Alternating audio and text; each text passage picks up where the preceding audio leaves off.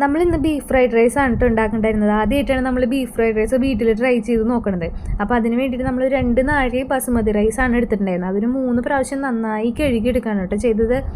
കഴുകിയെടുത്ത അരിയിലേക്ക് നമ്മൾ കുറച്ച് വെള്ളം ഒഴിച്ചിട്ട് കുതിരാനായിട്ട് വെക്കാനായിട്ട് ചെയ്തത്. അപ്പോൾ ഉണ്ടാക്കുന്നതിന് നമ്മൾ ഒരു അരമണിക്കൂർ മുന്നെങ്കിലും കഴുകിയിട്ട് ഇതുപോലെ കുതിരാനായിട്ട് അരിയിട്ട് വെക്കണം. അപ്പോൾ അതിലേക്ക് വേണ്ടിയിട്ടുള്ള ക്യാപ്സിക്കും ക്യാരറ്റും ബീൻസൊക്കെ കഴുകിയെടുക്കാനായിട്ട് ചെയ്തത്.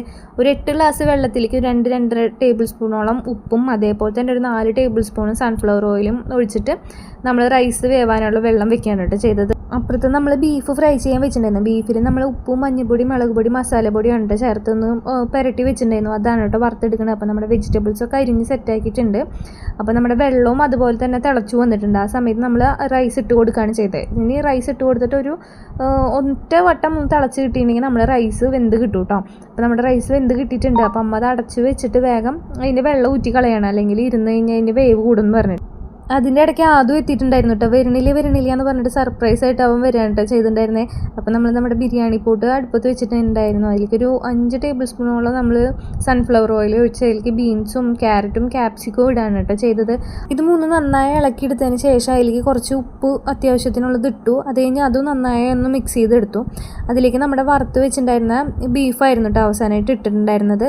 അതും കൂടി ഇട്ട് നന്നായി ഇളക്കിയതിന് ശേഷം പിന്നെ കുറച്ച് സോയ സോസ് ഒരു 3-4 ടേബിൾ സ്പൂൺ നമുക്ക് ആവശ്യത്തിനുള്ള അത്രയും സോയ സോസാണ് ഒഴിക്കുകയാണ് ചെയ്തിട്ടുണ്ടായിരുന്നത്. അത് നന്നായിട്ടൊന്ന് മിക്സ് ചെയ്തതിന് ശേഷം നമ്മുടെ മാറ്റി വെച്ച റൈസ് നമ്മൾ അതിലേക്ക് ആഡ് ചെയ്യാണ് കേട്ടോ ചെയ്തിട്ടുണ്ടായിരുന്നത്. അത് ഓരോന്നും ആഡ് ചെയ്തതിന് ശേഷം അമ്മ ഒന്ന് ഇളക്കി കൊടുക്കുന്നുണ്ടായിരുന്നു. മിക്സ് ചെയ്ത് എടുക്കുന്നുണ്ടായിരുന്നു.